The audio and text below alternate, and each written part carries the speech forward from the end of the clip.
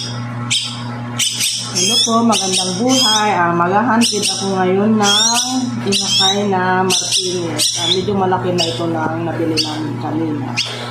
Hindi alam kung ilang days na ito bago niya nakuha sa tugan.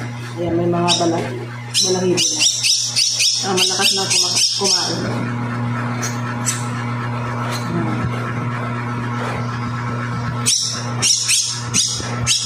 Bayuan ito, pinakain ko sa kanila. Pinaluan ko ng tubig para matunaw. Ayun, ang lakas na nilang kumain.